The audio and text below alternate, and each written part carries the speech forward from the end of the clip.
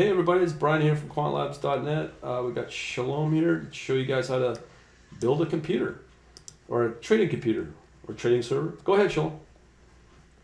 Okay, Brian, you got your recording started? Yes, sir. Okay, because I neglected to start mine, so I'm really Okay. going to depend on yours. Well, let's hope it works. I'm thinking it should. Go ahead though. Uh, I'm going to talk tonight about how to build a trading computer, and the subtitle is Fast Processing for the Retail Trader. I am, once again, Shalom Ben-Zev with Analytical Kinetics. And let's get to the next slide here.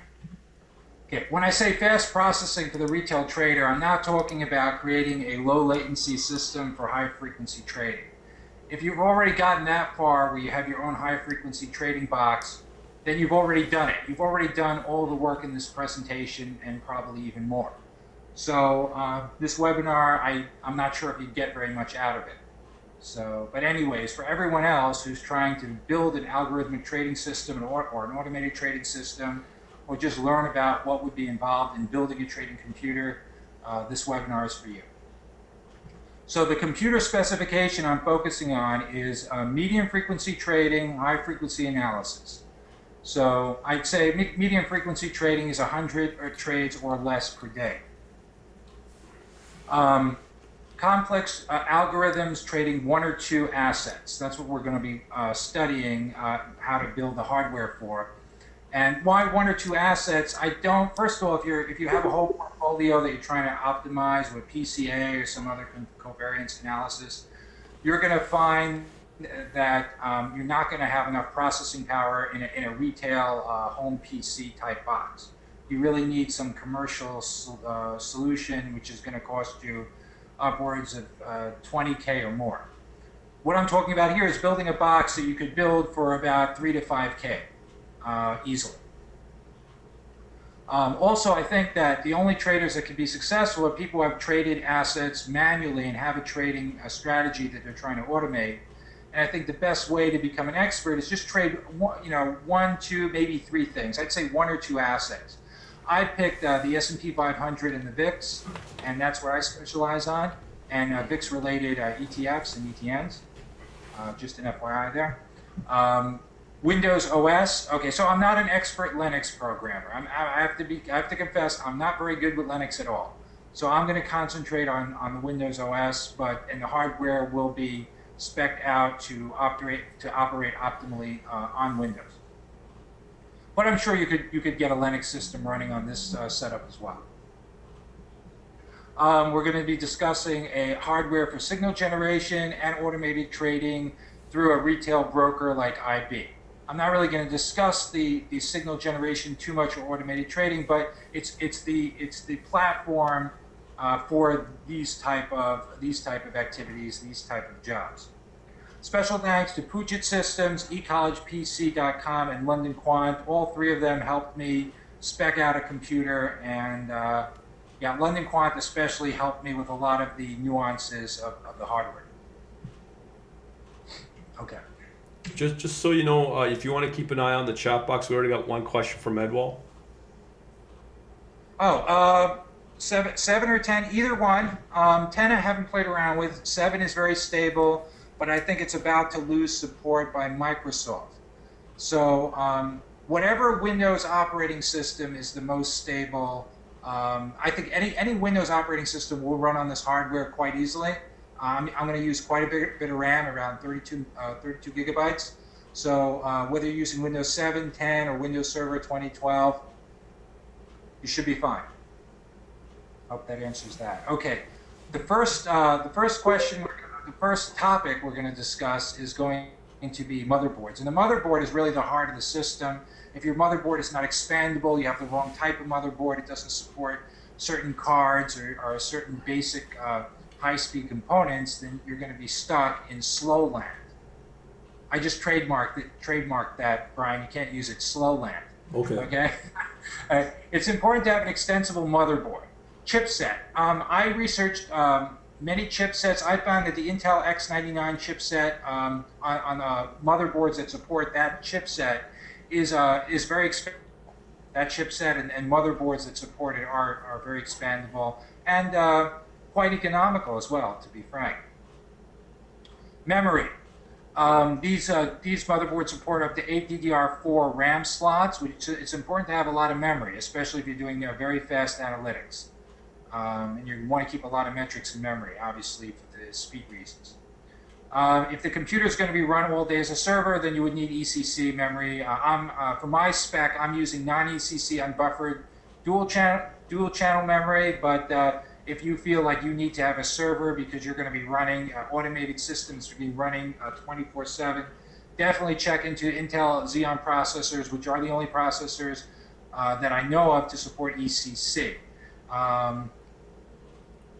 Okay, hard drives. Hard drives are all about the hard drive interface. So there's the SATA interface. That on the motherboard, these motherboards, the X99 chipset that is, supports up to 8 SATA 3 ports. That's the fastest SATA interface around, except for a SATA Express, which is not widely used. So 8 SATA 3 ports, 2 SATA Express ports. The SATA 3 ports are at 6 gigabits per second. GPU, SLI if you're using NVIDIA, and Crossfire if you're using AMD. Most motherboards today support both, and the X99 chipset does. PCI. Okay, this is really important. This is really the heart of the system where you're going to plug all your major components in. We're talking video card, coprocessor card, possibly another network card, and also an SSD drive. So three PCIe 3.0 16-pin slot, or 16-slot, 16-pin slot, supporting up to 40 lanes.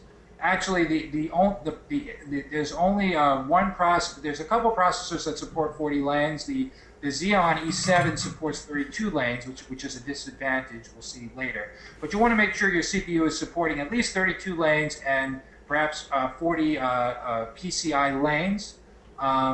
So 3 PCI 3.0 16-pin slots.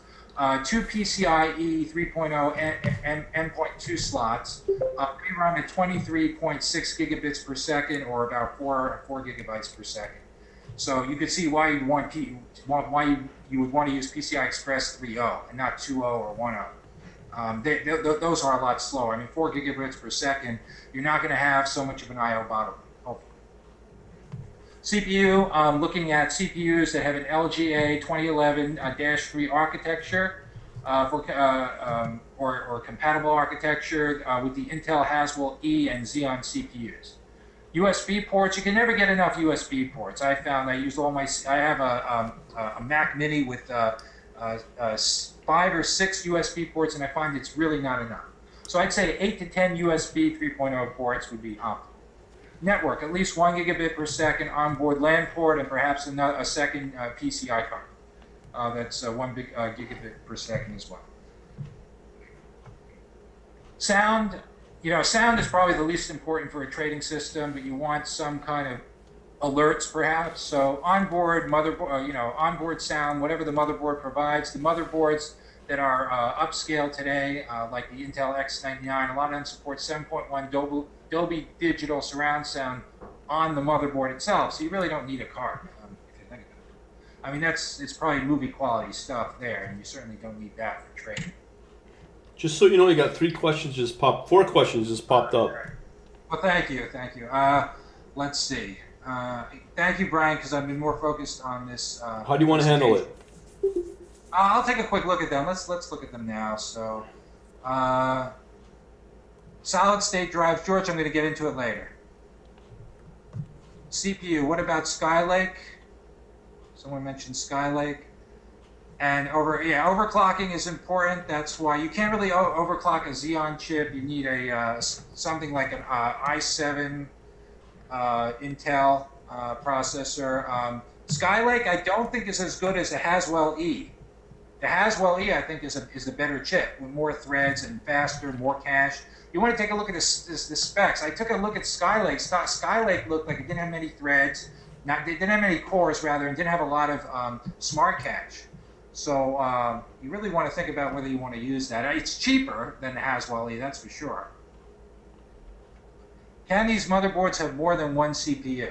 So the motherboards I'm going to be discussing today are just single CPU motherboards. This is for the retail trader. If you want to do low latency trading, you definitely look at motherboards that will support multiple CPUs, and you're going to be paying multiple. You're going to be paying multiple in the dollar in the dollar category for them as well. Few more questions. Let's see. Do you use software to update drives? I'm not really here to talk too much about software drivers or operating systems per se. Do you use adjust settings so that the computer is alert 100%? We'll talk about that later, George. I'm not sure exactly what you mean as far as that. Cooling will be discussed later. Do you use software to, okay, directions, okay, I think we covered everything. So all the questions have been answered, or they're going to be answered later, or I'm going to ask for clarification later. Okay. I think we can continue here. Okay. So the first motherboard I'm going to discuss, I'm going to compare two different motherboards, two different CPUs, two different types of memory, two different SSD drives, two different coprocessor cards. I think you get the theme over here. Multiple video cards. But generally, I'm going to compare two different, very similar type components in each category. So the ASRock X99 Extreme 4 motherboard really has a lot of the things we're looking for. That's what it looks like. Let's take a look at the specs if we can. Okay, so it has the LGA 2011 version V3 version 3 socket. It's got the Intel X99 chipset, check. Memory, it's got the 8X DDR4, can support up to 3,000 megahertz or 3 gigahertz speed on the memory, which is good if you have an overclocked CPU. To have a memory that's a bit faster, it supports non-ECC and also ECC memory. Max capacity is up to 128 gigabytes, but the i7 CPUs that are the ones that are affordable, they can get relatively cheap. They support half of the 64 gig, and the Intel ones will support up to 1.5 terabyte. Slots, 3X PCI Express 3.0, that's great. 16 pin slots. Although one is running at 8X here as part of the spec, so you're going to have at least you need two PCI Express 3.0 16-pin slot, slots, I should say, or 16-pin slots, two of those. Then maybe one or two of the 2.0 Express, and the one I know you have the PCI Express 1.0 isn't that important. The coprocessor cards, incidentally, only support PCI Express 2.0, sadly enough. Ports. 6X, it has 6 USB 3.0 ports, 4 rear, 2 in the front, 8X USB 2.0, so it's got plenty of USB. Obviously, the USB 3.0 is faster, and you'd like as many of those as you can, but I mean, this is a pretty reasonably priced motherboard, so we can't ask for perfection. Yeah, pretty much everything else is good. SATA, RJ40 port check. Okay, so it's a pretty solid motherboard. Can't complain. It's not my favorite, but it's solid. I don't have the pricing on me. I believe it's between $250 and $400 in that range, James. Maybe a little cheaper. Pricing always changes depending on where you go. I would just Google it or go to Amazon. That's what I would do. Newegg, maybe. This is my favorite, the Asus Sabertooth X99. This is like the granddaddy of motherboards, or the Cadillac of motherboards for the retail trader. What I really like about this is it has thermal armor. Okay, it's pretty much guaranteed to reduce the heat of your system by 10 degrees Celsius alone, just by the motherboard. The motherboard has armor which acts as a heat sink, and it also has strategically placed fans that cool the system. So 10 degrees Celsius cooler is a big deal. I mean, because the cooler your system is, the faster it's going to run. The faster it's going to run, the faster your algorithm's going to work. The faster your algorithm works, if it's a good algorithm, you're going to be more profitable. So really, the cooler the system, the more money you can make. That's how it goes. So, but I'll discuss more about cooling later. I mean, this is, it's just a webinar just packed with so much information. I hope that I'm going to be able to cover all of it. So, Zeus, Tough, Sabertooth, X99, LJA 2011, V3, DDR4. It's supporting the DDR4 memory, the LGA 2011 CPU socket, M2 slots, SATA slots, or SATA interface, USB 3.1 ports. Really cool. Onboard USB 3.1, patent pending OC socket, but it's compatible to the LJ 2011 spec, I believe, and so it's compatible with i7s, with Xeons. Tough detective. System information about how your system is heating up or cooling down. This is really important to trading. The thermal armor, the tough detective, the tough fortifier, which is damage protection and improved cooling. So it's got spike protection built in on the motherboard, plus additional spike protectors, I think, with this tough fortifier. Thermal radar 2, customized fan cooling. It gives you a complete overview of the system and how it's cooling. So I just love this. This is just like it's like a trader's dream, really. I was going to get the X99 Extreme 4. And then I saw this, and I was like, no way, I'm not getting the Extreme 4, I'm getting the Sabertooth. Okay, maximum memory, 64 gigabytes, which is less than the other motherboard. But you know what? For the CPU I'm getting only supports up to 64 gigabytes. I'm okay with that. For retail trading, I think this is fine. I think if you're doing something professionally for a fund, yeah, get 1.5 terabytes. 1.5 terabytes RAM with a Xeon processor with ECC memory, and your system, instead of costing 3K, is going to be more like running you 10 to 15K. But hey, you probably have the money if you're working for a hedge fund. It's got NVIDIA 3-way support, Crossfire support if you want to go with AMD. It's got the 3 PCI slots with 16 pin. It's got everything you need. Does it have enough SATA interfaces? Yeah, 8 SATA, 16 gigabit per second. Supports RAID. It's got onboard audio. It's not some point. It may not be movie quality, but it's good enough. It's got onboard Ethernet LAN, so it saves you from buying a LAN card and a sound card. It's a pretty pricey one. This one is considerably more. It's going to be about like $150 more than the Extreme 4 at least. It's worth it. 430 at Newegg. Samuel, is that for the Extreme 4 or is that for Sabertooth? I guess that's for Sabertooth. All right. I'm going to take a look at some comments here before we move on.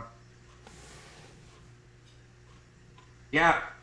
Yeah, I'm going to recommend a company that will put the computer together, the specs I'm laying out. You could get it for about a little bit over 2K. I am not joking, a little more than 2K. You can put together a monster system that's absolutely amazing. And you'll see at the end. Okay, here's some more specs on the motherboard. I don't have to go through this. Okay, this is what it looks like. The armor all around, it's going to be a little bit of a pain to take this off to get onto the components, but I think that the extra cooling and speed will be well worth the while. Okay, here's another picture of it. Really, I think the people who put this together really went all out and did an amazing job. Here's your M2 socket. The M2 socket is part of the PCI 3.0 Express bus, and although it doesn't have the 16-pin, it operates with the same bandwidth as a full 16-pin slot. But it's an M.2 socket, and that would be for the SSD drive, or for the Wi-Fi LAN card or something. Those are the two. Right now, for M.2 is pretty new. or M.2, I should say. But those are the two uses for that slot. No, I don't recommend the can opener. I think I think a careful screwdriver, maybe electronic screwdriver, after you've grounded your system and removed all the static discharge and stuff like that. So. Okay, here's another close-up of it. Here's your USB 3.1 port, quad channel DDR4 support. Really cool. USB ports. This is Tough Detective. There's a port here for Tough Detective. I don't know too much about Tough Detective. It's new. There's a port here. So I guess I'll have to read up on that. Okay, CPUs. So I'm going to compare two of the most popular CPUs. By the way, I want to remind Brian, make sure that your recording is going okay. Because yeah, the icon's still recording. Okay, good. Because I would hate to lose this. This is going to be This is just going to be amazing. I have not even got warmed up yet, so you can imagine. Okay. Okay. Intel. So Intel is highly recommended. I'm familiar with Intel. I would say don't go with anything else but Intel unless you're very familiar with another CPU and chipset. So we're going to compare the Intel i7 5960K, which is a pricey card. The i7 5920K is about $1,000 cheaper at least, but it only supports 28 lanes. Like I said, 28 lanes is not nearly enough. I believe the co-processor card is 16 lanes, and your video card is 16 lanes. That's 32 lanes already, and if you want, so your 32 lanes, you're already busted with your 5920K CPU. So you want to go with something like a 40-lane card, or at least if you have to do Xeon because you need ECC memory, then you're stuck with 32 lanes. So really the benefit of i7 is you get more PCI lanes, 40 versus 32. The other thing is you can overclock this puppy. You can't overclock the Xeon CPUs as far as I know. Overclocking, yes, no. Heat level. These run pretty hot. You'll have to get a pretty good fan, a super duper fan with a great heat sink, or a liquid cooled system to cool this puppy down. Xeon chips don't run that hot. That's the benefit of the Xeon. Number of cores, 8 cores, running 16 threads with hyper-threading, 16 cores for the Xeon E7. Max memory, 64 gigabytes. The Xeon is 1.5 terabytes. So yeah, if you need that much RAM, you're going to have to go with the Xeon. You know the i7 is not going to cut it. ECC memory, i7 cores do not support it. Xeons do. So that's why if you need the ECC memory, you must go with Xeon. And the L3 cache, that's the shared cache among all cores, 20 megabytes versus 40 megabytes. Big difference there. The pricing, the Xeon E7 is considerably more expensive, I believe, than the 5960. That's all for this. Now I'm going to discuss a slightly cheaper alternative, the i7 5930K. And to say slightly cheaper is an understatement. It's about $700 cheaper, more or less. Now, the 5930K also has the 40 lanes that you get with the PCI Express lanes. You still get the 40 lanes, which is great. You're getting 6 cores, which is great. Not as good as 8, but good enough. 64-bit instruction set. The only thing is your smart cache is 15 megabytes instead of 20, and cache, L3 cache is really important. So the more you have, so it's really, if you need more cache, you're paying the extra $700 for a little bit more speed and 5 megabytes of more cache. That's basically it there. Okay, the spec on the i7 5960X, so 20 megs instead of 15 for the L3 cache. That's about it. Everything else is pretty much the same, and 8 cores instead of 6. Intel Xeon E7, 40 gigs of last level cache or L3 cache. Whoops, hate it when that happens. Let's see if there's anything else I need to say about this. 40. Okay, this is a mistake. 40. I said 40 lanes. Sorry, no, that's not right. Right. Okay, now I'm there. Last level cache, 40 megabytes. Your PCI Express lane's only 32. A lot of RAM. No overclocking. 16 cores. Done. Oh, here's your price. $4,000 for the CPU. Let's see if we can get the prices for the other ones. I don't think I put the prices in here for these. All right, too bad. Anyways, they always change depending. There you go. CPU overclocking. Modern CPU overclocking is done in the BIOS. Must make sure to have adequate cooling. Very, very important to have adequate cooling because you'll burn out, you'll melt down your CPU right into the motherboard, destroying the CPU and the motherboard. Not fun during a trade. Recommended fan with heatsink versus liquid cooling. I'm going to go with the super fan with a great heatsink. Definitely would go with that versus a liquid cooled system. Liquid cooled system hypothetically is better, but what if the liquid leaks? What if it breaks? What happens to your system? It doesn't happen very often, and the company supposedly warranties, quote unquote, has a warranty. But I wouldn't trust that, and I'd rather have a system that works. The Intel i7-5930K 3.0 gigahertz processor can be overclocked to 4.2 gigahertz. That gives you a plus 0.7 gigahertz or 700 megahertz boost. Your motherboard must support the overclock speed, and you must also have memory that can keep up with your overclocked CPU, which is why I recommend DDR4 at the 300 megahertz speed level versus DDR4 RAM at, let's say, 2133 megahertz. Memory, the more the better.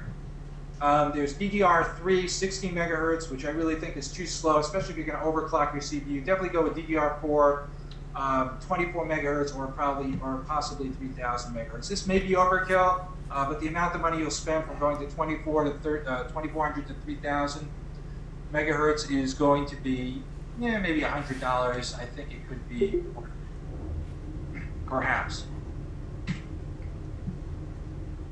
Ripjaws 4 memory, that's the memory I've been looking at because the vendor that I've chosen mostly deals in that type of memory for the type of custom hardware that I spec'd out.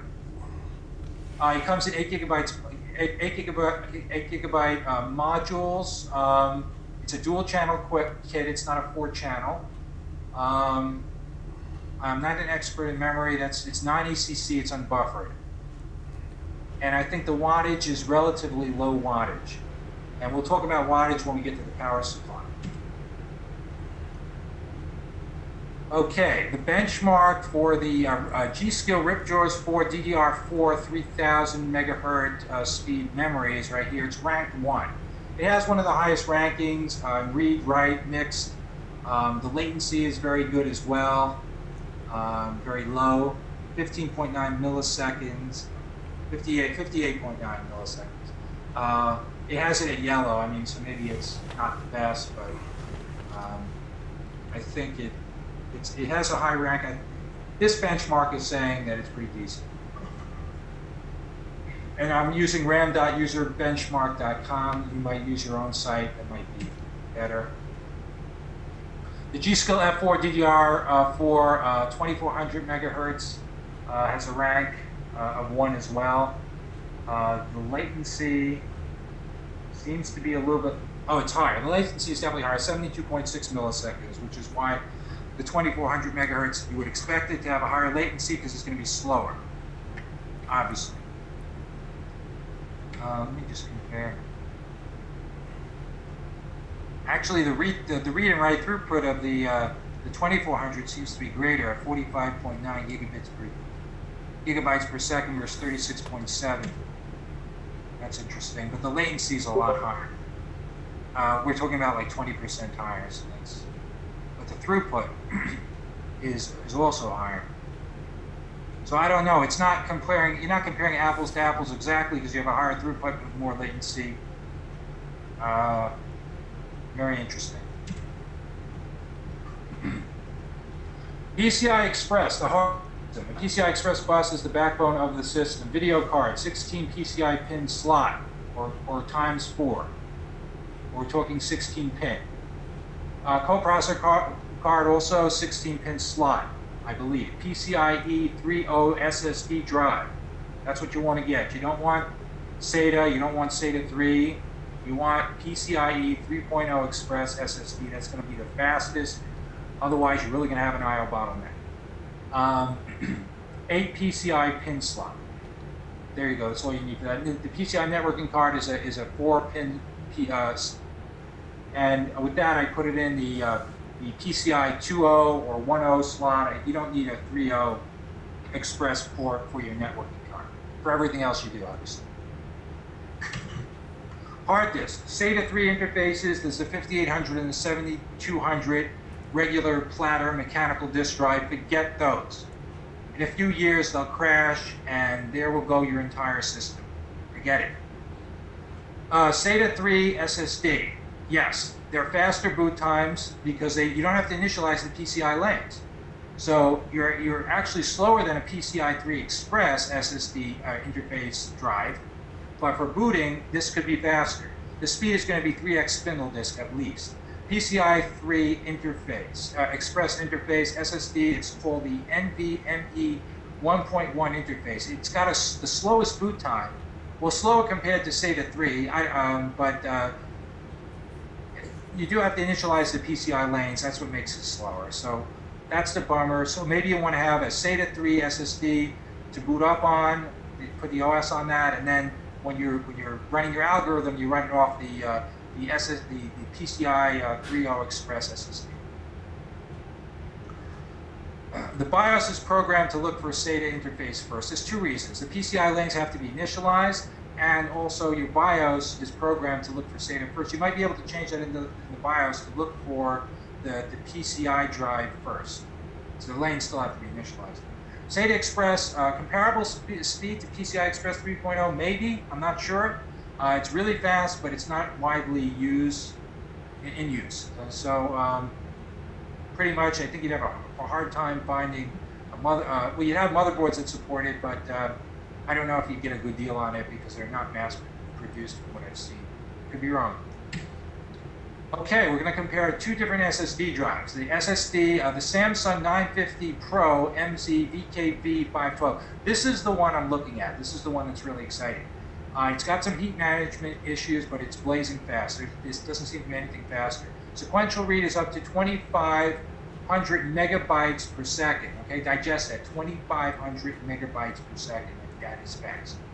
Sequential write is 1,500 megabytes per second. That's blazing. I think for algorithmic purposes, I think that the reading is more important than the writing because you're going to be constantly reading historical data and crunching that. You'll also be writing as well, but I think you'll be hopefully writing less data than you're reading. I would think you'd be reading more than writing. That's my guess. Depending on what your algorithm does, of course. Let's see over here. Random write up to 300,000 IOPS. Since it's random, we can't talk in megabytes. We talk about input-output operations. Random read 110,000 IOPS. With thread 4. On thread 1, it's 12,000 and 43,000. Random read is 12,000 IOPS. Random write is 43 IOPS. I'm not an expert on the different threads that this SSD runs on, so you'll forgive me for that. There's a lot of information here. I'm not an expert on everything, sorry. All right, let's take a look at the specs of this puppy. 2.5 gigabytes. I go with the 512 one. I say you splurge, you spend the extra $150 and you get the 512 gigabyte one. After it's formatted, I think it's going to be something like 470, 480 gigabytes. Still, it's pretty decent size. PCI 3.0 interface, great. Samsung UBX controller, auto garbage collection algorithm, has AS256-bit for user data encryption. It is tested up to 1.5 million hours. And operates from 0 to 70 degrees Celsius. So 70 degrees Celsius is pretty hot, but it's important for that you have proper airflow for sure. The cache. Does it talk about the cache interface? Or at some point it mentioned cache. Wait. Oh, cache memory, 512 megabytes, half a gig of cache. DDR3 SDR. Okay. All right. Now we're going to compare it to the Intel's 750 series SSD solid state drive. I'd go with the 400 gigabyte version because it's cheaper. The 1.2 terabyte one is, I think, literally it's double the price more. It's we're talking about $350 to $400 for the 400 gigabyte version. The 1.2 terabytes definitely over $1,000, $1,200, $1,000, $1,200. IOPS random read IOP is 430,000 operations for the 400 gig version, 230,000 for the write. That random is actually faster than the Samsung 950, a little bit, but oops. Sequential read is 2200. That is slower than Samsung by 300 megabytes per second, and slower by 600 megabytes per second for the write. So it's considerably slower on the write, and the writing is important. As you stream data in and write your metrics, you want to be able to read and write as fast as possible. Then it goes into some, they tested it with certain configuration with an I/O meter. In other words, they set it up in a lab to do these tests. So in your environment, with your algorithm, you may not see these speeds. But they're lab conducted tests with specialized monitoring performance devices. One of them was an I/O meter. I think that's all I have to say about this. Okay. This we're getting in now to the pins for the Intel 750 series SSD. PCI lanes, 23 pins. Let's see, SATA Express. SATA Express takes 15 pins. PCI lanes take 23 pins. And okay, I'm not an expert. I'm going to leave this alone. But it does go into a lot of the specs about what each pin is for. There's one for the ground, and I don't think we need to get into it. Latency, 20 microseconds for sequential read, 120 microseconds for random read. Sequential write, 20 microseconds, 45 microseconds for random write. I think that's pretty good. For a random write, 45 microseconds, that seems pretty fast. It doesn't seem like a lot of latency at all.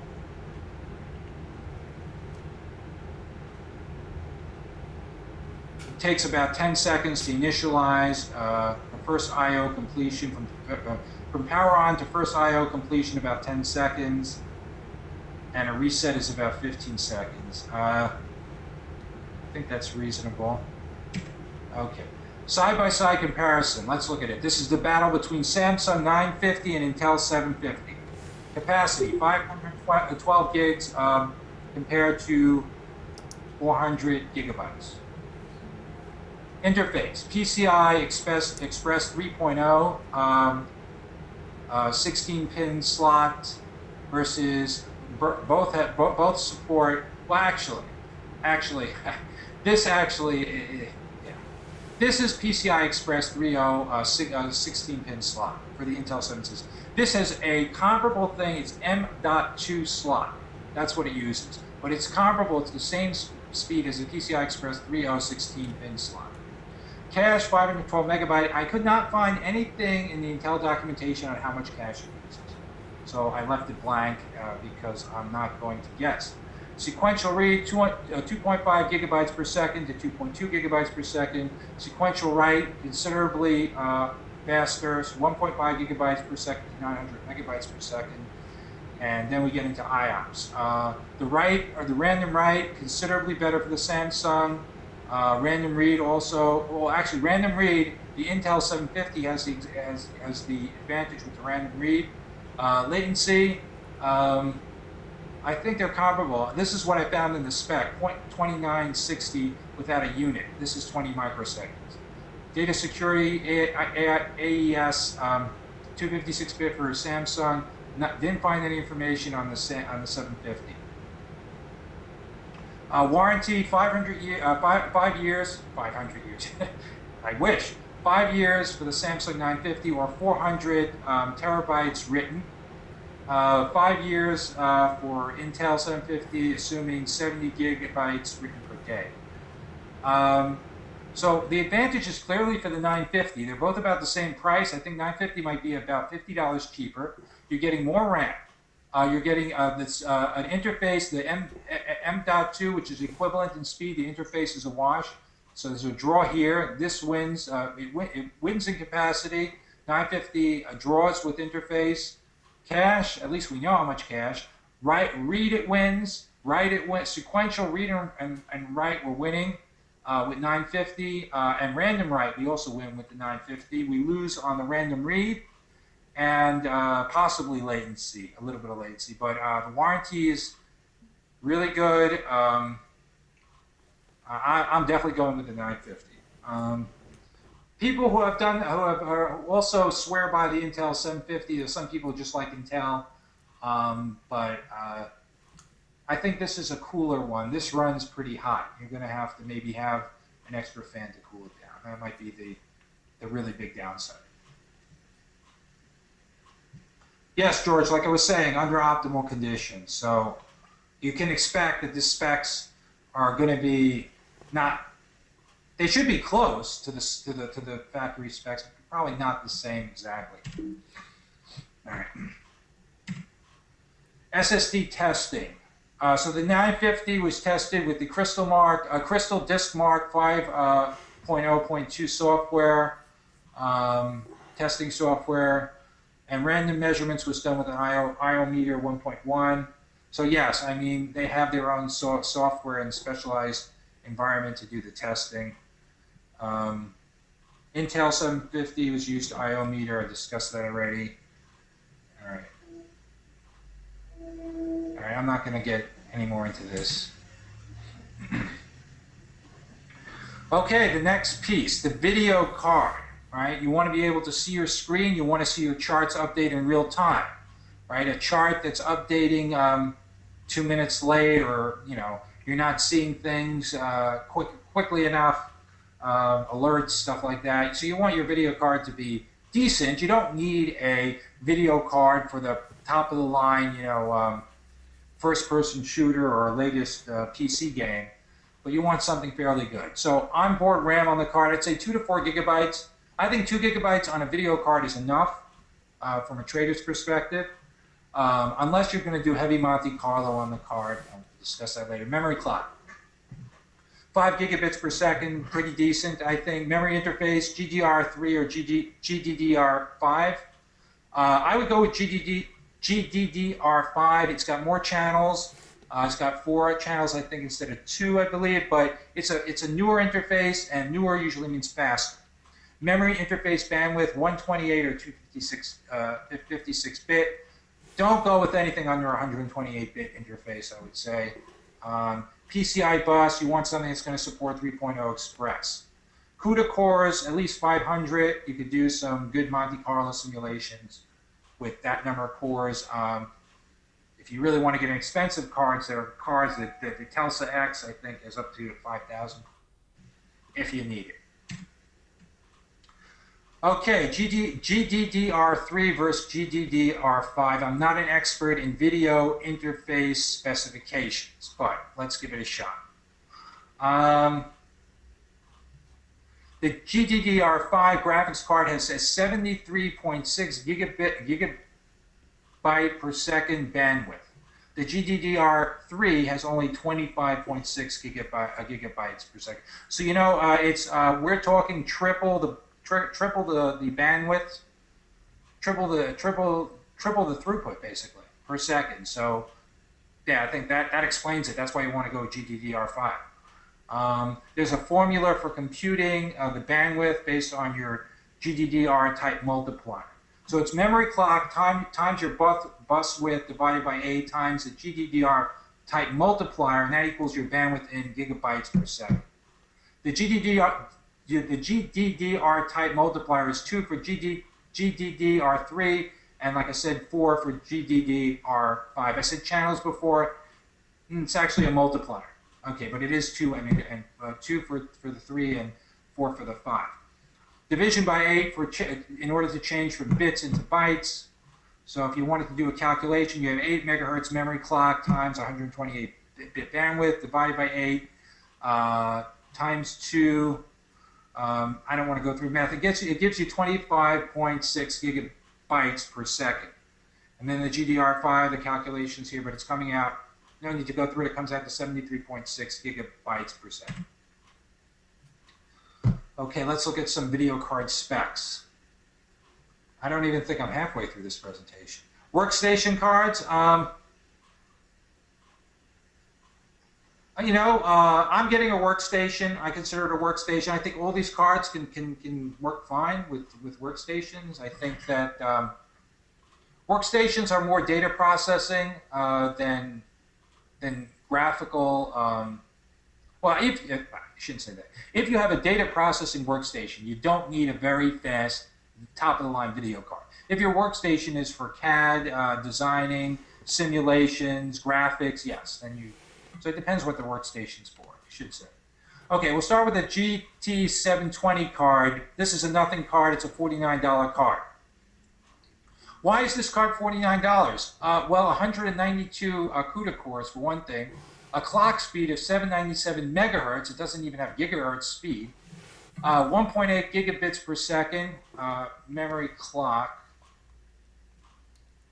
The base clock is 797, but the total memory clock is 1.8 gigabits per second. 64-bit interface, not wide enough.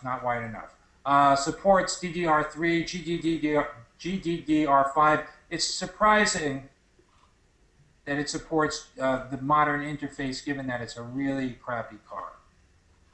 PCI Express 2.0, so it doesn't even support 3.0. Not a card you want.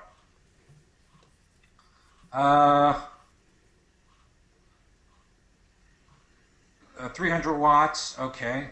Doesn't take that much power, but I'm sorry. Minimum system requirement is 300 watts.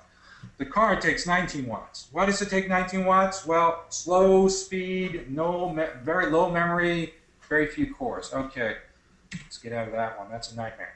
Okay, here's something that makes more sense. The GTX 750. This is a nicer card. It has I was considering this card myself. 640 CUDA cores. Base clock of a little bit over a gigahertz. GDDR5 interface, 120-bit memory interface width, very nice. Supports PCI Express 3.0. Don't get a card that doesn't. It's going to slow you down. Runs at maximum operating temperature is 95 degrees Celsius. You'll need a fan. It's got usually these cards come with onboard fans and heat sinks, so it shouldn't be a problem. Card power uses 60 watts. This is very reasonable. I've seen cards use up to 250 watts. So that's, I think, the Telsa X. So this card is not a bad card. This is a card you could consider. It's not that expensive. I think it's maybe $150. Now we have the GTX 950. This is an expensive. This card is a bit more expensive, about $350. Not breaking the budget, but definitely you're going to be shelling out more. You're getting more. 16, 64, over 1,600 CUDA cores, 4 gigabyte onboard memory, 256-bit memory memory interface width. The memory bandwidth is 204 gigabytes per second versus the other one, 86. There's a big difference. So for the extra $200, you're going from 86 gigabytes per second to 224 gigabytes per second. So you're basically tripling your bandwidth, or throughput, so to speak. And that's the reason to choose this card. You're tripling the bandwidth, and you're not tripling the cost. You're basically doubling your cost, a little more than doubling your cost, you're tripling your bandwidth. So you know what? This could be economically, the GTX 970 is a card that is economical compared to the GTX 750. So this is you getting more card for your money, more throughput for your money here. We're supporting PCI Express 3.0, of course. How much? Okay. It doesn't show the wattage here. We'll see the wattage at the end.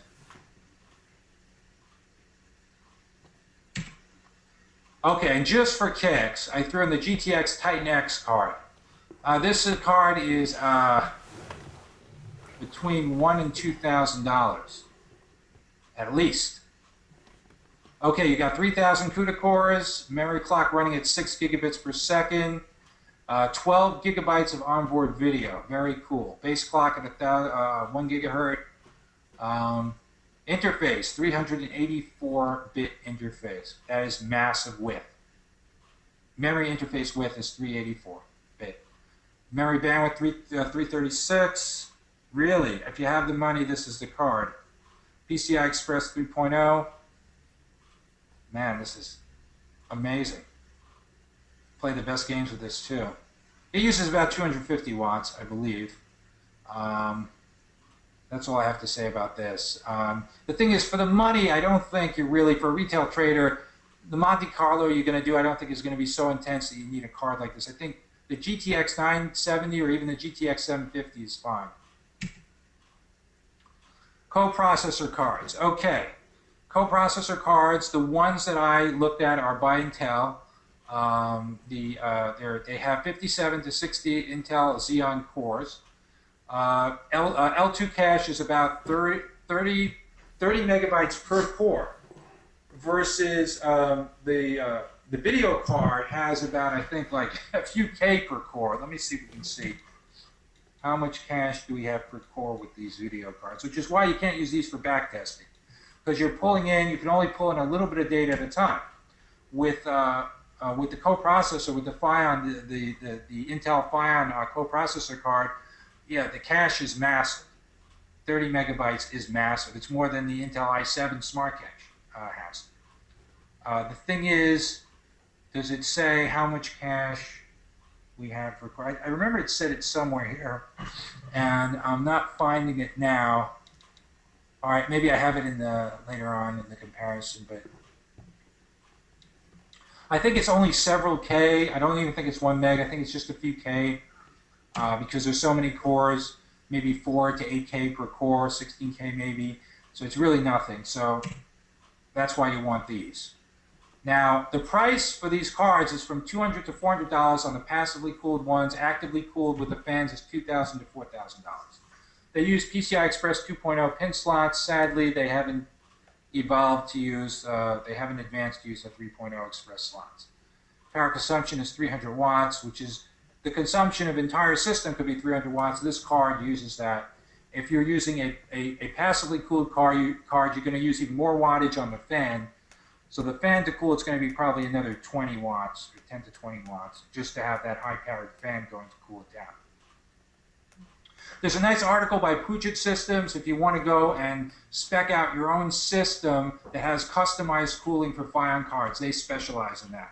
They have an on-staff PhD that specializes in high-speed scientific computing, and that they have this article on it. You need Intel Parallel Studio for the development. Intel Parallel Studio, besides the card, which is about, let's say, $300 for the card, then the Studio is going to be about $1,500 for that. You can probably get a trial version or a demo version for free. It runs on Linux, or it could be run on Windows with a minimal Linux virtual environment with a small Linux footprint. But basically, it's a studio that is designed to run on Linux. Pretty much that's all I have to say here. Okay, these are some of the cards. There's different series, obviously. This is what they look like. This is an actively cooled card. This I can't tell. Generally, a lot of these cards that don't show fans, they have fans on the other side or internally, and they're still $2,000 to $4,000. But the cards that are a few $100s will not have the fan. They'll just rely on a heat sink, which isn't going to be enough, obviously. Okay, let's take a look over here. We're just looking at some of the specs. L2 cache is per core is at 30 megabytes. It's awesome. Instruction set 64-bit. This card is over $4,000. 61 cores, 270 watts. Maximum memory size, 16 gigabyte. Max memory bandwidth, 352 gigabytes per second. Ah, well, not for $4,000, I guess. You really, $4,000 is like a couple systems that I'm trying. That's yeah, it's a tall order. Okay. This is a passively cooled card, one I found on Amazon, selling for. This one's selling for $400, which I think is a lot for a passively cooled card. I saw them as low as $200. $300 is normal price. This is expensive. It's 57 cores, 1.1 gigahertz, and it tells you it's passively cooled. Okay, so this is the Bible on coprocessor programming. I've looked at a few of the books for coprocessor programming. I like this one the best. I haven't seen the whole thing. I just skipped through whatever was online available as just as a preview. So you might want to consider this if you're going to go with the Phi card, with the Intel Phi card and the Parallel Studio. Networking. At least 1 gigabit per second LAN. I think that's more than enough. Most FiOS connections or ISP connections are going to be less than that, so you're not going to run into a bottleneck as a result of either your onboard networking port or your LAN card, your PCI LAN card that should also be at least 1 gigabit per second. I think more would be overkill. You could rely on any good site. Speedtest.net I use to test the speed of my system, my connectivity rather to the internet. But use whatever you feel comfortable with. Okay, I'll take a few questions here. Let's see.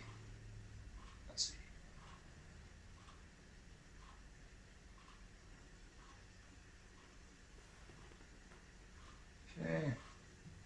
Why coprocessor? Why not a second CPU? In other words, just add another CPU to the board.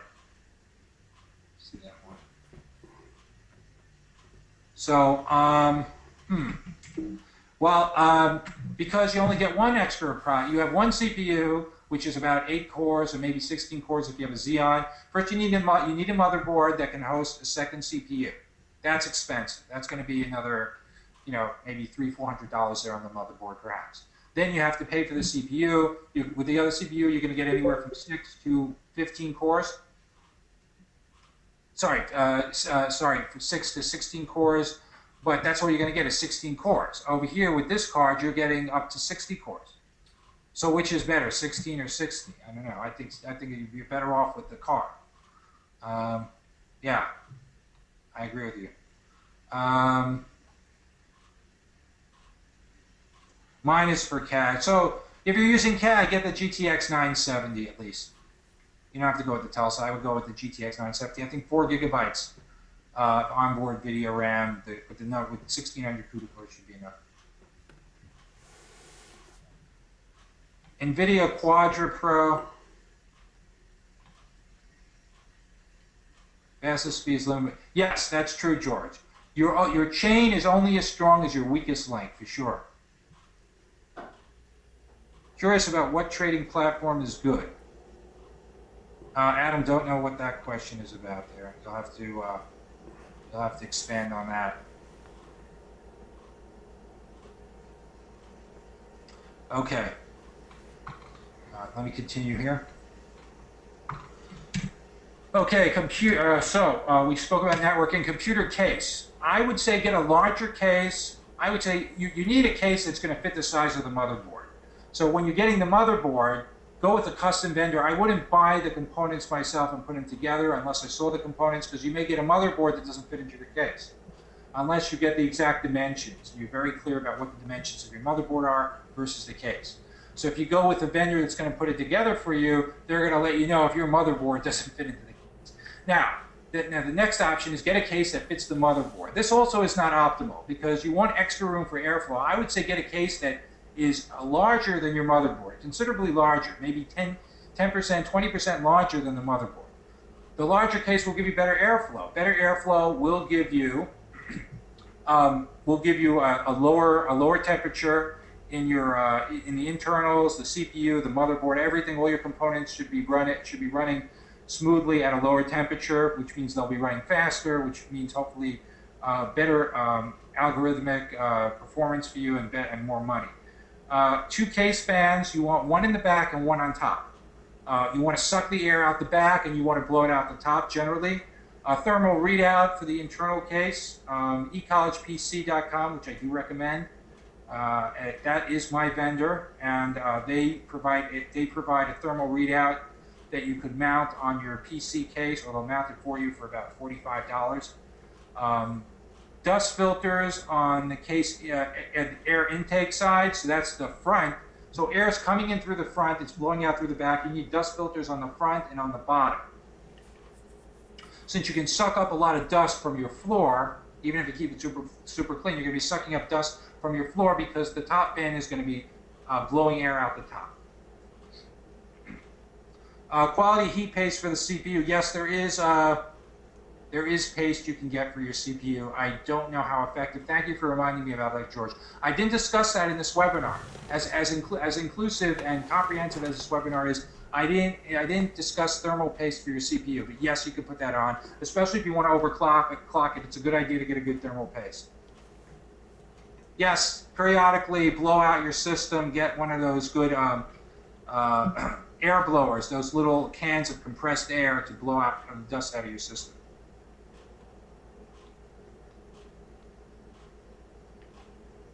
Not sure what you mean about passive versus active cooling. Are you referring to the Intel 5 cards, or are you referring to something else?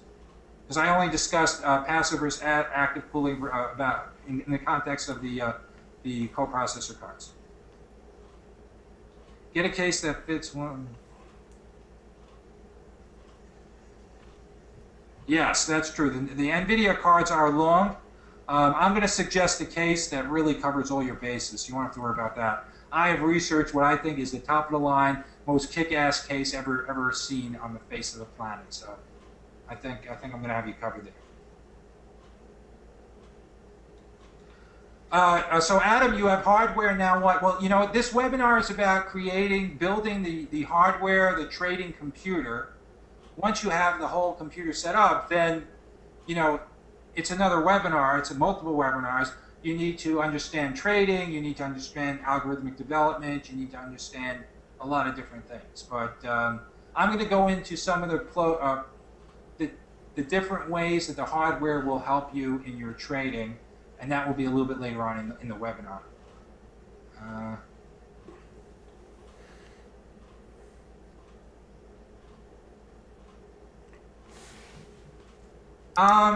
If you wanted to start, you could start on, go to YouTube, type in Analytical Kinetics.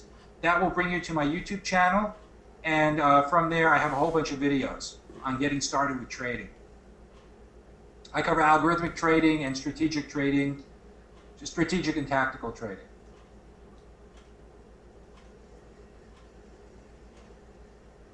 Yes, absolutely. When you clean your system, turn it off and unplug it.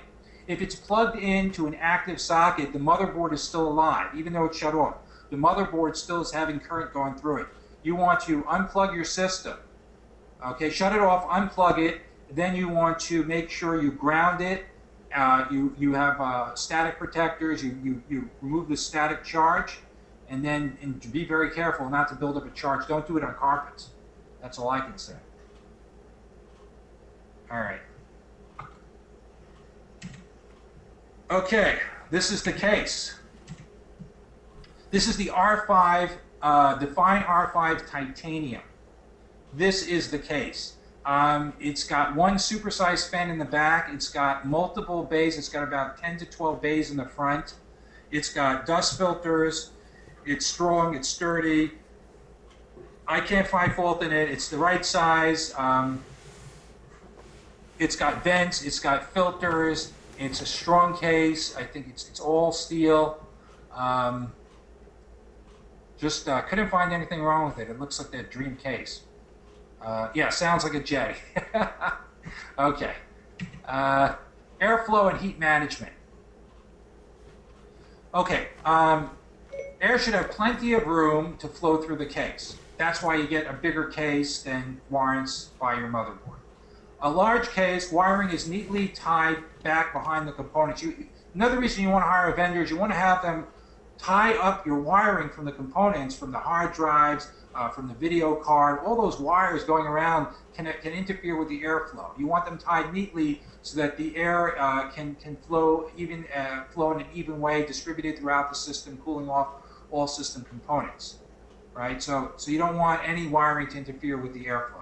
Outtake fans and back and top, we discussed that, dust filters front and bottom. Airflow balance. Okay, this is important. More cool air coming in than hot air going out. You don't want a situation where you have more air coming out of your system than coming in. You want cool air rushing in, hot air going out, but the rate of cool air coming in should be greater. If you have more hot air going out than you have cool air going in, you have sort of a vacuum, and it's just a recipe for your system to heat up because there's not enough air circulating. So that's the optimal airflow balance. It's front to back and top to bottom. Then you want to monitor your heat flow. You want a case temperature monitor. You want a motherboard temperature monitor. You want to monitor your CPU temp, GPU temp, memory temperature, if that's doable. I haven't really seen good ways to do that. And of course, SSD drive temperature.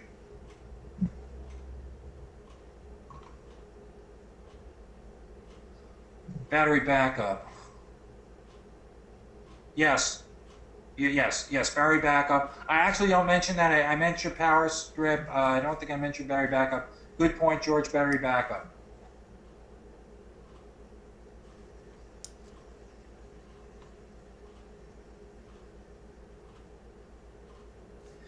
Heat rises, but that's right. As heat rises, that's why you have it on the top. It's rising to the top. That's why you have the fan on the top to blow out that hot air, right? The hot air is rising to the top. It's blown out through the top. I don't see a problem with that. It's bottom to top, not top to bottom. Bottom to top. Sorry. The dust filter is on the bottom, and the fan is on the top. The cold air comes in through the bottom. The dust filter removes the dust, and then the fan on the top blows the hot air out the top. Good. Moving right along. Power supply. We're going to add up our components. So if you're going to go with an Intel i7-5930K CPU, that's 140 watts.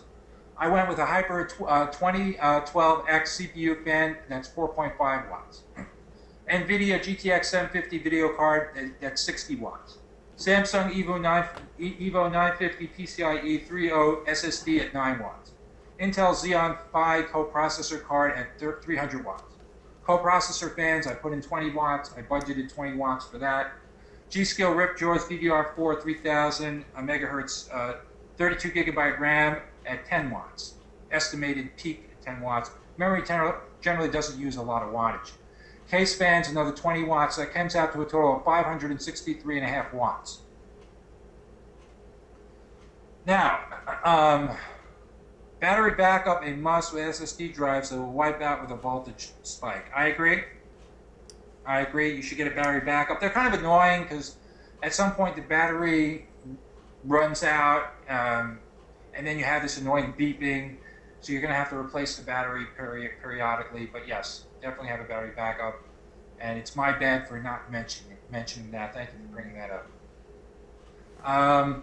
So we want a power supply that can be expanded. So we're not going to have like a 650 watt power supply because it's too close to the peak performance here. And we want to be able to expand the system perhaps.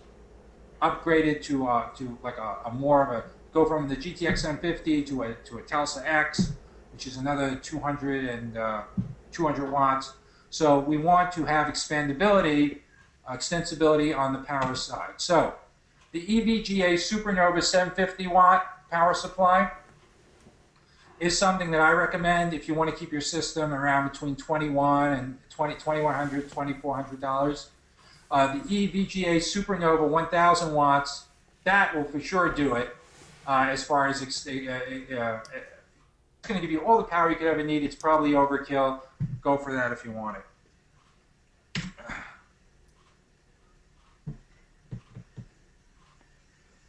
Yeah, George, do you have any power supplies you recommend? Are there any companies that you see more stable than others as far as their power supplies? I don't know. But if you have any ideas on that, definitely chime in.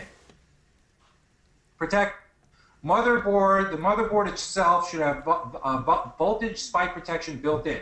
Get a good surge protection and make sure your power outlet is grounded, and also get a battery backup system as well. Operational monitoring. You want to monitor, once again, CPU speed and temperature, motherboard temperature, SSD speed and temperature, video card speed and temperature, coprocessor card speed and temperature, and the temperature inside your case. APC or upsonic.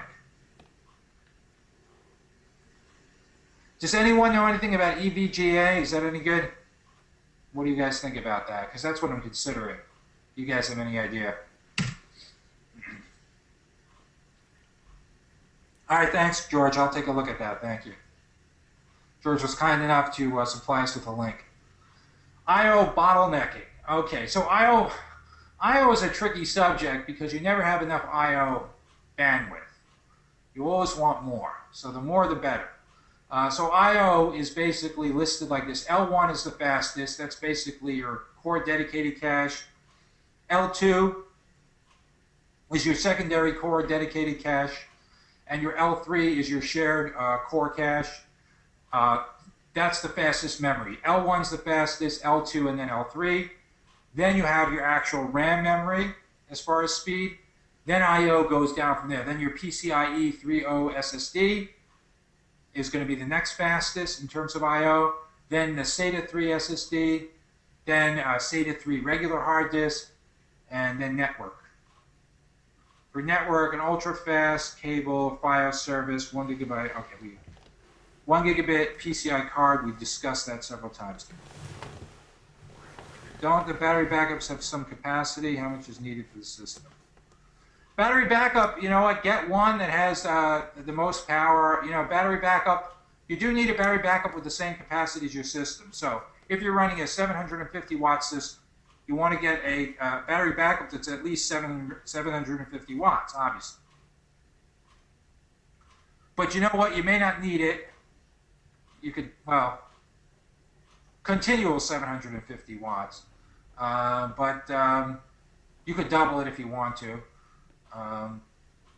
It's only going to be, you know, temporary, obviously. These backups generally is half an hour of power. But 750 watts should be good, but you know, if you have 650, I think that could work as well. I/O bottlenecking diagnosis. So some of the things you can look at: Windows Task Manager, I/O reads, I/O writes, I/O other, I/O read bytes, I/O write bytes, I/O other bytes. Windows Performance Monitor, and you can also use Windows Performance Analyzer, which I think is installed by default Windows 10 and maybe Windows 8.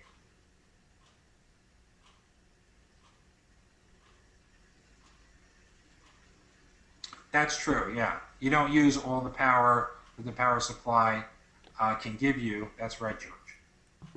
You use whatever you need based on demand. This is a picture of Windows Performance Analyzer. It's kind of cool because you get to see each process, how much CPU, what the CPU utilization is, and then underneath it you see disk utilization, process utilization, and then disk or memory utilization. It's kind of nice. You get to see them in sync. So Performance Analyzer, I haven't played around with it yet. It seems like a great tool. Summary. So I went with ecollegepc.com because it had the best overall value processing dollar that I found. I considered Puget System as an alternative, but they were too pricey. They were good. They maybe tweak your system a little bit more to make it a little bit quieter, and they have more specialists on their staff, but you're going to pay 30 to 40% more with them at least, probably 50 to 60% more. Okay, so this is a Puget System profile that I set up about what I wanted to get a while back. I was looking at a Asus X99 Dream workstation motherboard, I think with the 2 CPU capability, and going with the Intel Xeon E5 6-core processor. The video card was GTX 970, 32 gigabyte of DDR4, 2133 megahertz. Registered ECC memory. The Intel 750 400 gigabytes PCIe SSD. I went with the fractal design, the extra large R2 titanium case. I don't think you need the extra large case. I think a defined R5 titanium grade case should be fine. And they have the Arctic Cooling MX2 thermal compound, which should be about $7 to $10 to put on. I don't know if that's good. If anyone knows what the best thermal compound is to put on your CPU to cool it off, especially when it's overclocked, definitely let us know. And then I had customized cooling. They have an Intel Phi customized cooling package, which I wanted as well. And I think the entire package came out to close to $5,000. So that was a non-starter. I didn't for an entry-level retail system. I didn't want to spend that amount. So this is eCollege PC. It's basically as easy as this. It's just drop down and you select your components. So yeah, went with Sabertooth. Went with the Coolmaster Hyper 2112X. Went with the 5930K processor. Didn't really have the need to spend $700 more for 5 megabytes more of cache. And I went with the Samsung 950. Video card, went with the GTX 750, Windows 10, the R5 titanium case, 750 watt VGA Supernova. Then they have a case fans. They have a thermal display for $45. You could just an add-on, and they have extra case fans that you could put in for another $15. I recommend you put in every fan in the case that you can to keep it as cool as possible. It's going to be a few more dollars in wattage, but I think it's worth it. Computing for quantitative trading. Okay, so people want to know, well, how do I use this for trading? I just have all this hardware. Well, before we get started, let's look at some questions.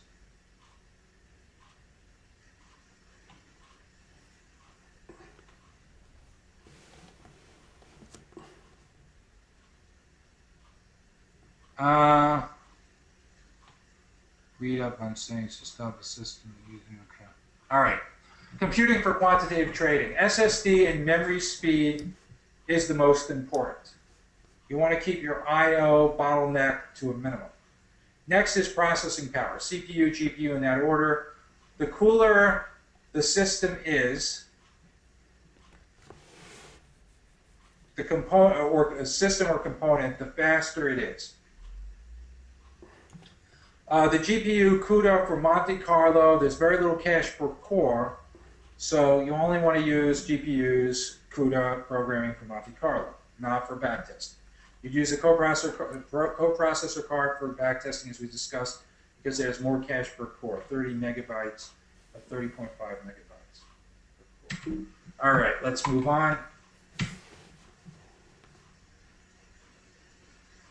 Okay. So, for instance, you have a strategy, an algorithm. It's let's say off a linear factor model, right?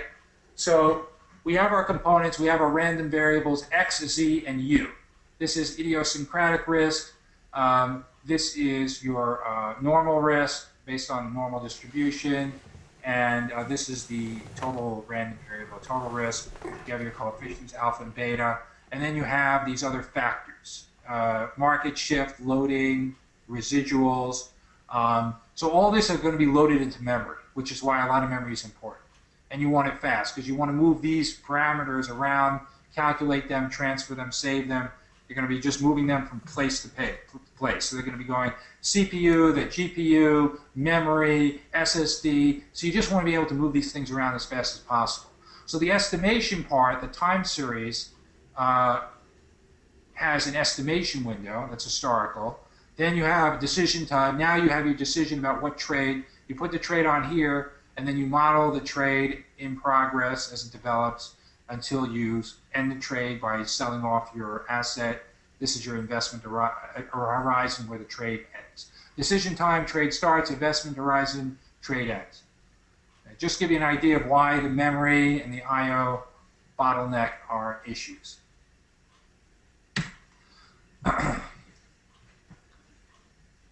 Okay, here we have additional factors that we can include.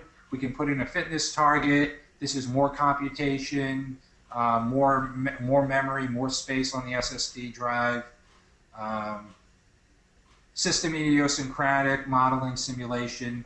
This might be some work for on the GPU, but definitely the SSD, the memory, and the CPU are going to be working, storing, moving, and calculating these factors, these parameters.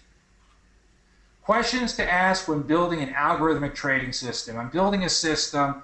What kind of questions should I ask? Well, you want to find out you want to find an accurate underlying model with statistical tests showing the level of accuracy. You want to try different models, test them statistically, see which one seems to be more accurate over time. So you can capture the behavior of a market over a large period of time. Use statistical inference to find profitable strategies and repeating patterns. So for statistical inference, this is going to be a lot of back testing. That's going to be using the coprocessor, memory a lot, SSD, CPU obviously. Finding the short-term 2 weeks to 2 months statistical convergence. More processing here, more I/O. Everything is processing in I/O. Integrating the short-term convergence into an underlying model. So what's the total sample space? I'm sorry, this is a typo. This is a sample space, not space. Total sample space size. What's the total time? What time unit are you using? What granularity? 10 years of historical tick data generally should be enough. How many sample space windows or time series windows do you need? 1 minute tick data is like that's like one window, 1 minute of tick data. Size of sample space window, uniform, variable size, based on distribution or empirical data, variable based on empirical analysis. So it should be variably based on empirical analysis is the answer. LQ agreed with that. That your sample space, the size of your sample space window changes depending on your empirical analysis of the market condition, state, and other factors. Analysis time length versus time unit scale. In other words, the length of your historical time series versus the unit scale of the series. How many time scales to use? Okay. Usually I use 5, 2 below, 2 above, and current. That's 5. The current time series, 2 below, 2 above, in terms of time scale. Jump size, frequency of the jump, based on third moment of the normal distribution or the skewness. Volatility metrics, what type do you use? Historical volatility versus IV. Risk premium, VIX versus historical volatility, 60-day average. IV, implied volatility, 30-day average versus historical volatility, 30-day average. Implied volatility, 60-day average versus historical volatility 60-day, or IV 90 versus HV 90. These are all questions you have to ask. How am I going to model volatility? What am I going to use to compare my volatility metrics?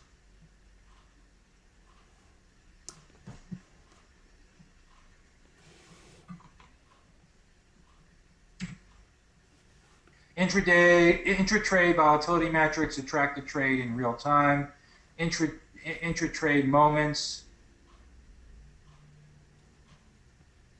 Fat tail estimates with cutoff, levy flights with exponential cutoffs, excess kurtosis. Looking at that underlying model testing framework. What statistical inference tool do I use? Another question. Output of model versus convergence. Convergence statistical inference. Machine learning, Bayesian reasoning, differential evolution, neuroevolution. These are all methodologies which you have to find. All these are going to be computationally intensive.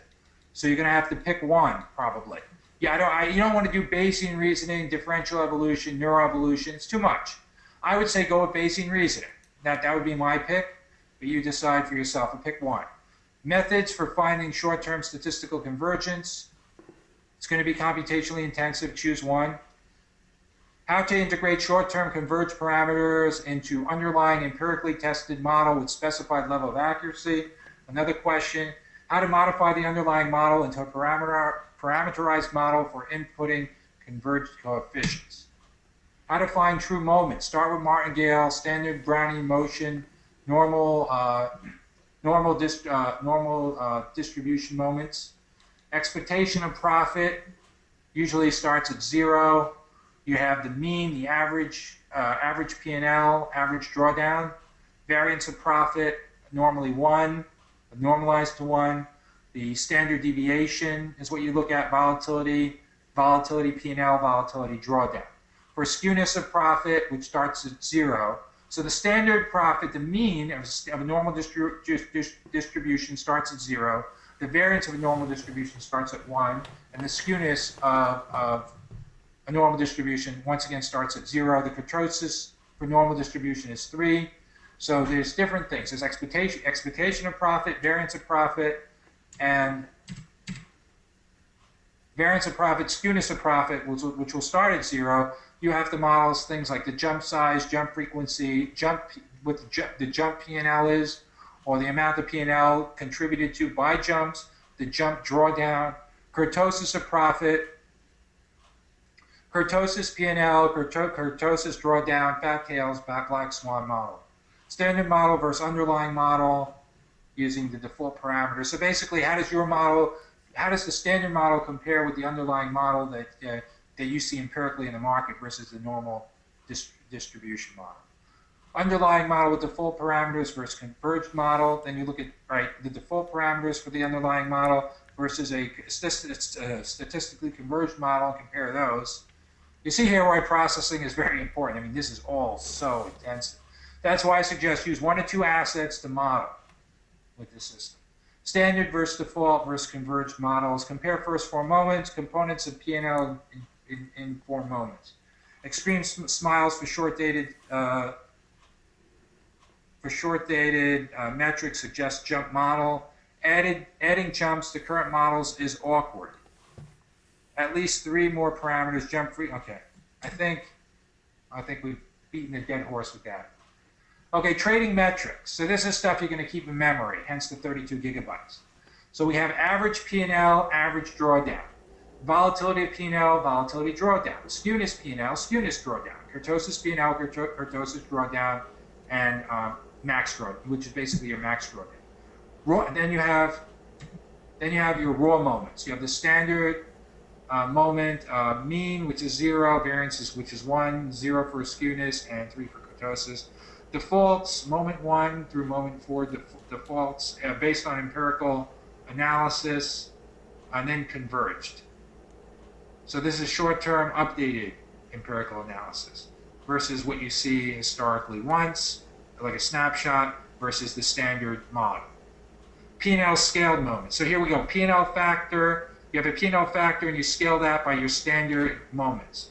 You have a P&L factor, you scale that by your default historical empirical moments. Then you have a P&L times your P&L factor. I put the star in the wrong place here. It's P&L factor times your converged moments. And then you have drawdown scaled moments, your drawdown factor times your standard moments, drawdown factor default moments, and drawdown factor times converged moments. So you can see this is very computationally intensive, memory intensive, and SSD intensive. I think the only thing that has a break over here is your GPU, really. Algorithm processing power. Linear, I'll go through some techniques and talk about what parts of the system get hit with the most processing. Linear regression, a processor and IO intensive. If you do it frequently with different sample sizes, windows, but not too bad. Covariance PCA is processor and IO intensive once again. It could be extremely if you do it for many different asset classes. So Monte Carlo is processor intensive mostly on the GPU side of things. Backtesting, extremely processor and I/O intensive. Why we need to have a coprocessor card if we're going to do it in a very intense way.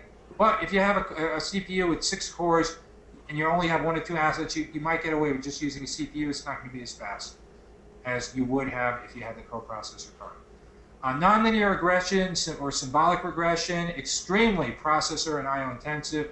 Co-integration, co-interlation, once again, extremely. Anything that has to do with continually computing variance or covariance, it's going to be extremely processor and I/O intensive. Evolutionary algorithms, probably one of the most processor and I/O intensive algorithms out there. Along with the symbolic regression, which is really just horrible as far as chewing up CPUs. Heat performance profitability. Processor heat versus profitability. So this is a rule of thumb from what I've seen. 40 Celsius or below, keep your system, keep your CPUs below that. The optimal performance and profitability will be found at 40 degrees Celsius or below. 50 to 70 degrees Celsius, reasonable operating performance and profitability. There should be minimal impact, if at all. Your system will be minimally impacted, but I haven't really seen big impacts if it's only for a short while, up to 70 degrees. 70 degrees to 100 degrees Celsius, you're definitely at risk of overheating your system. CPU speed will be affected. Your performance for the entire system, profitability will definitely be impacted. 90 degrees to 120 degrees Celsius, serious performance impact. Sustained at this heat level is going to shorten the processor life and system life significantly. And above 120 degrees, you're looking at imminent system failure and a possible processor meltdown. And maybe motherboard meltdown as well. So really, try to keep the range between 40 to 70 degrees Celsius. And then for short-term spikes, maybe spike up if you need to 100 degrees, but try never to let it, no, it should never get over 100 degrees, even for short periods of time.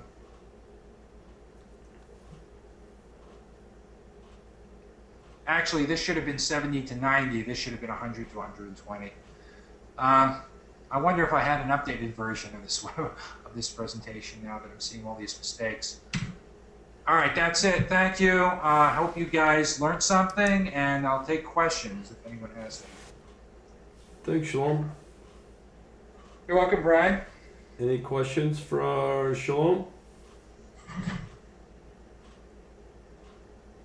Thank you, Samuel.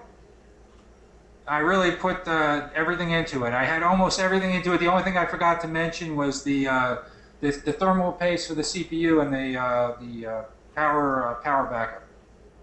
You're welcome, James. Hope you liked it. Thanks, George. Thanks for your input, George. Thanks, Jeff. Anybody got any questions for Shalom at all? I think it was so comprehensive that every possible question, Brian, was already answered. This is very true. There's no possibility that there can be any questions now. Who knows? Anybody got any? No, don't be shy. If you guys have questions, I'll address them. I tried to address most of them during the webinar. Can always do it going once, going twice, 3 times. That usually shakes them down. Yeah. This was a long one, 64 slides. I think this was my longest webinar ever. What do you think, Brian? Yeah, hour and a half, man. That's quite long. Did you learn anything from it? Oh, yeah. Okay, good. George, if you're interested, go ahead. No, I think if nobody has any questions, then, any entry systems. Jeff, I don't know what you mean by an entry system, but I will say that the system I put together at the end by eCollege PC that I showed you is a system. It's about a $2,100 to $2,300 system. I would say that's an entry system, and that's within almost everyone's budget, I would think. Yeah, skip that mortgage payment. Yeah, I'm looking forward to skip that more. Brian, don't feed the cat for a year. Maybe that. No, well. Sell the cat. Laura's got a question for you. Will you be sending out slides? Generally, I don't send out slides. That's a way to get people to pay more attention. and I want you to view the video. So what you could do is it's going to be posted, and the parts that you feel you really want to save, what I would do is just take a snapshot of them. You know, you could just freeze the YouTube video and just snapshot it and save it, and you can make your own slides that way. But I generally don't give out my slides. Anybody Bread else? and water. I'm not sure what reference. That's mainly Was it so long that he got hungry, this guy? I don't know. Ed Wall. I don't know about that. 16 versus 60. Not sure what that's about. 64 slides or 16 slides, or I don't know. Maybe No, 64 slides. 64 slides total. Just like the amount of memory the system can hold, 64 gigabytes. That's right. Anybody else got any questions? People are so shocked they're processing all this information. Yeah. It's, They're but if guys, if you have questions, you could, post something at Analytical Kinetics on Facebook or on YouTube, or why don't you show people where to go? Something on the job, whatever. You can get in contact with me. So, I'm not worried. Once again, George, thanks for that link to the how to pick the best PC power supply. I'm going to be looking at that. You just got 2 more questions there. All right. Great. Now there's just 3. In Australia, the cost is higher for a system. Just jockeying around the bread and water comment. Well, I don't think that a $2,100 U.S. system should break. It's pricey. Look, it's not. It's a system that's really. It has a lot of stuff. It's got SSD. It's got PC. It's got a lot of advanced technology. It's really fast, and considering what other places would charge you for a similar system.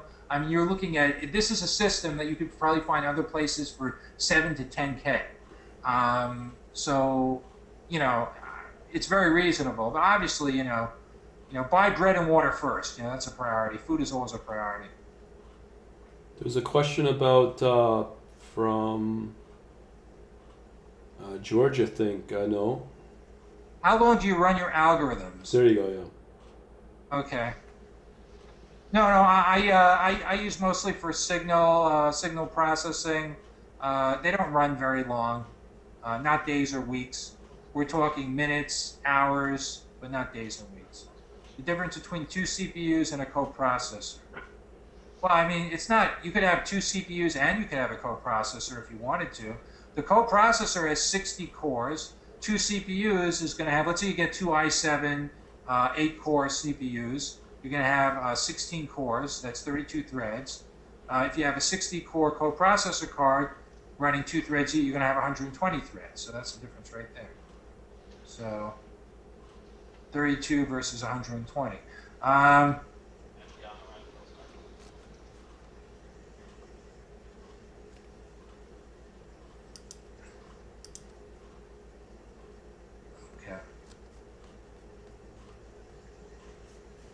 Okay, I think, did I answer all the questions? Bitcoin mine? No, this system is not going to be powerful to do Bitcoin mining. Bitcoin mining is done by like supercomputers, I think. I think that's all that stuff. I think you're better off using an algorithm to trade than trying to mine Bitcoins at this point. I don't think that. I don't know if you can have any success. Certainly, this system is not for that. 32 versus 120, not 16 versus 30.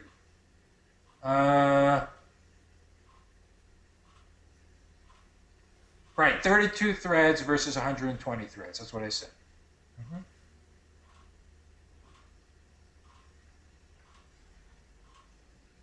I think we're clear. Yeah, there you go. Why don't we unmute people? We could have a conversation now. Sure, whoever wants to be unmuted, I can definitely do that. I think that might be better because these questions are a little cryptic. Well, there's a question or comment from Adam. Why are you...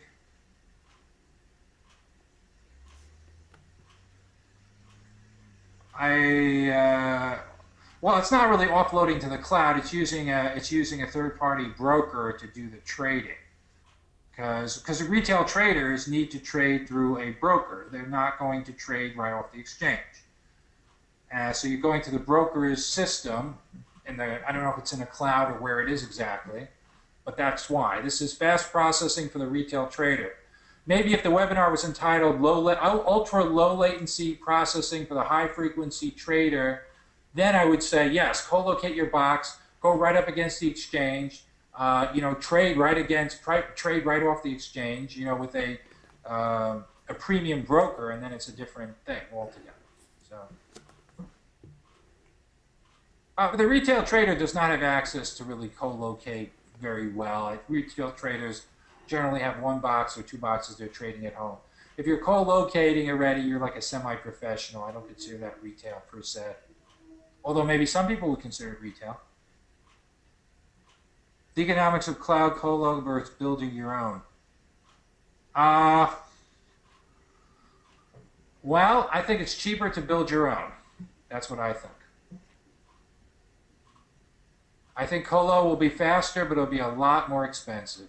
We're looking for an economical way to trade. I'm all about economics. Anybody else?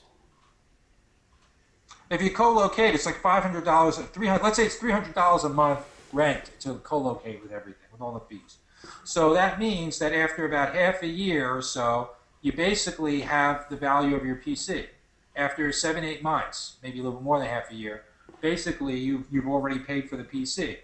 So assuming you're going to be trading for just more than 7 or 8 months, after a year you've definitely saved money by building your own versus co-locating, if you don't need that extra speed. As I think co-location at a minimum is $300 a month, minimum. Anybody else got any questions? No, maybe. I think they do. We'll give them another minute to see. Well, I always do the going once, twice, 3 times. It usually works pretty good. Going once. Somebody said something about a system, an A6 S7 system or something. I don't know. An S7. I don't know. I don't know about that system. Look, there might be better systems, but I think the value per dollar, that the dollar value per processing power is absolutely phenomenal for this system. There's better systems, there's faster systems for sure. But this is the most economical system I've had. That's all I'm saying. Edwall raises a good point. Let's look at his point. Amazon server. Oh, use an Amazon server. I don't think that's very fast, Amazon. Amazon server. Not for this type of. No, not for this. Yeah, I don't think. Okay. Heat sinks. People are coming up with great articles here. Keep it coming, guys. Yeah, that's why I do these.